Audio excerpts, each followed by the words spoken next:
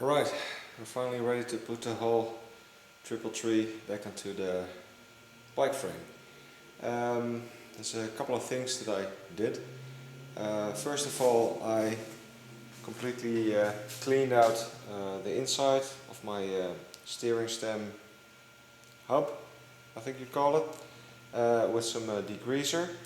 Then I used some blown air to get out all the little grommets, piece of paint and all the dust from the powder coating.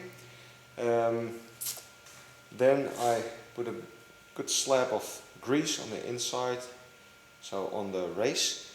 Now, contrary to the first video of this series that I made, the grease that is used for these bearings is not a molybdenum grease, but it's a lithium based grease, which is kind of brownish, reddish.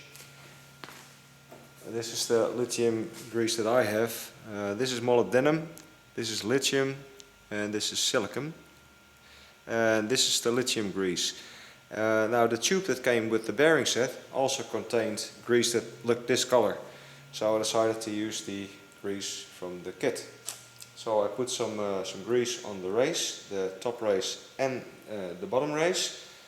And also I would put a good slab of grease on all the bearings. For instance, I have my 333 here. Now this is the bearing, and I just coated it completely with grease. So it's just like top, bottom.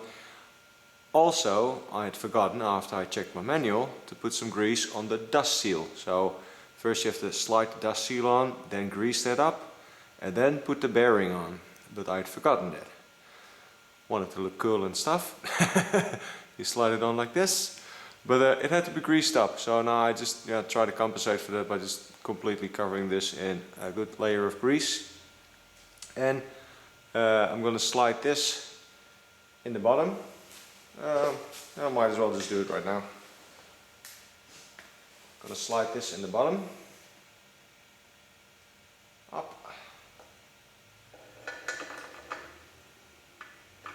Make sure it's seated. Then I'm going to put my greased top bearing on there, which is this little fella.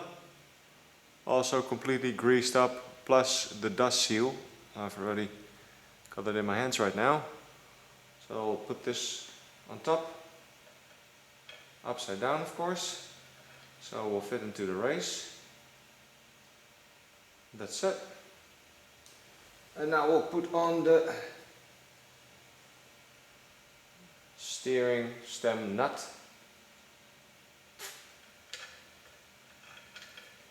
This is this fella.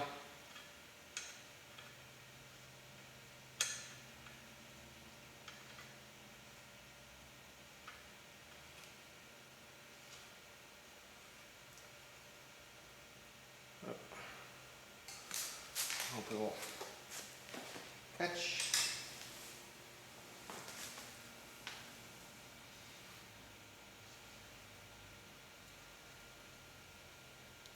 Yeah, there he goes. Grabs the thread of my steering stem. Let's see this dust seal here.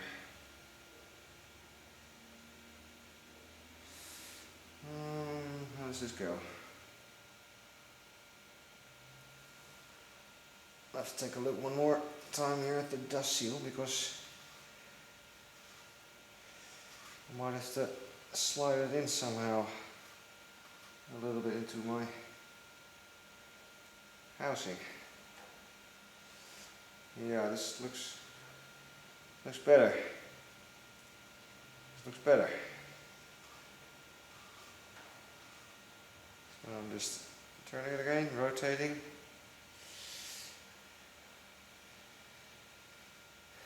Now, what I've read is that first you have to seat the bearings properly. So for doing that, basically you'll have to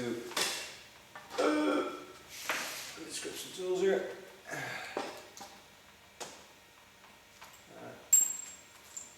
you'll have to tighten it as much as you can, or when the steers then basically won't move anymore. So for that I'll just use a screwdriver and a hammer. I believe there's also a special tool to work on this nut, but I don't have that.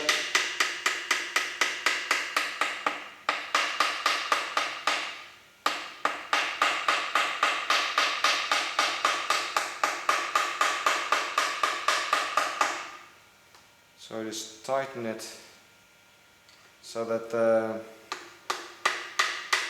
triple tree doesn't move anymore, basically. It's completely snug.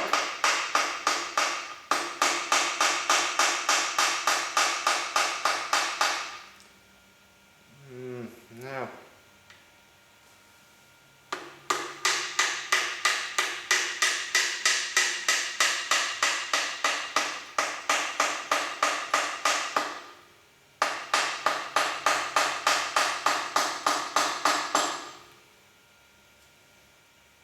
It's pretty much like this.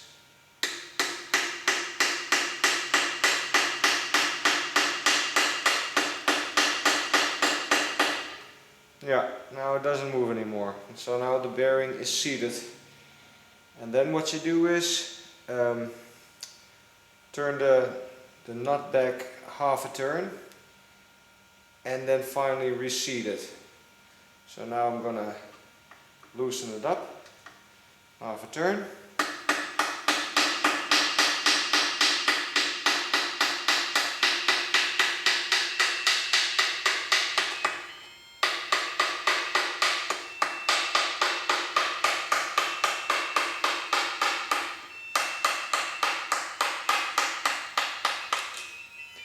That's about half a turn.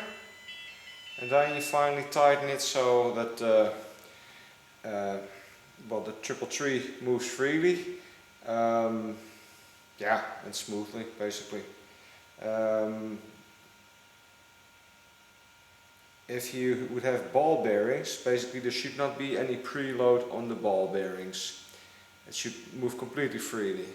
But if you use a tapered bearing, as I did, it can have a little bit of preload. That's also what I read. So now let's just try it out.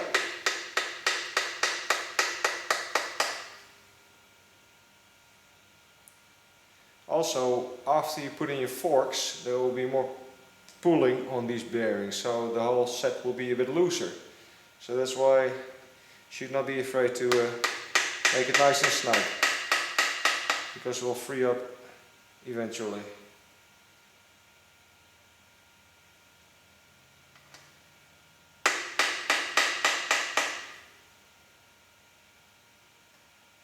Now, make it a bit tighter.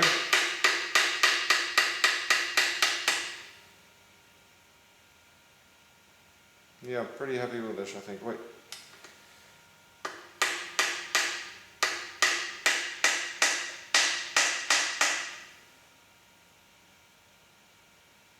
Yeah.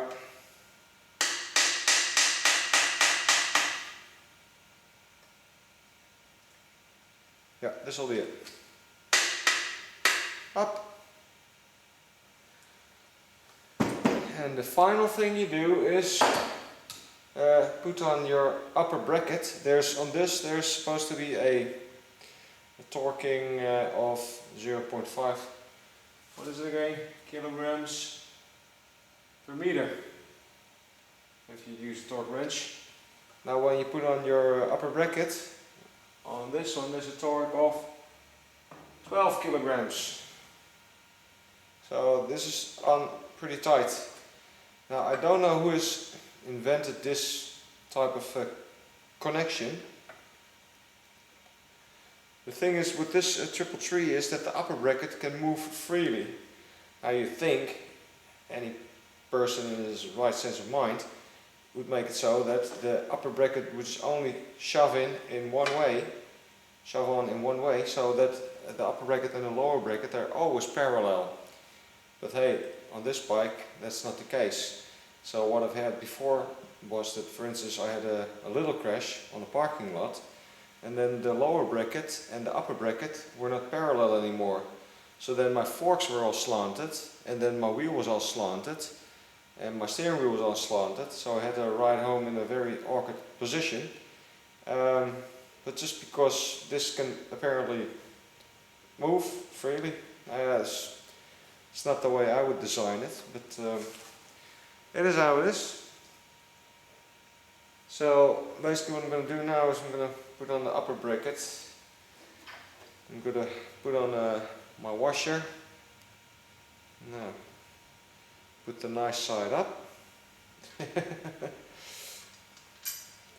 And this is my my upper bracket nut. So I polish up a little bit. And well, this thing has to go on with 12 kilograms of torque. So what I'm going to do now is I'm going to straighten this triple tree, make sure that the lower bracket and the upper bracket run completely parallel, and then I'm going to tighten this nut with my torque wrench to 12 kilograms, and we're done. And there was one more project finished. So now, I hope you enjoyed watching this video, and you might have learned something. Sure I did. My lessons are to clean the housing before I'm going to work on the races. And I'm going to use lithium based grease, and I'm not going to try and clamp the races in with any ingenious device. I'm just going to hammer them in gently. And yeah, that's it. It's been very how do you call this? It's been a learning full experience for me. Okay, I'll post my videos. See you next time. Bye bye.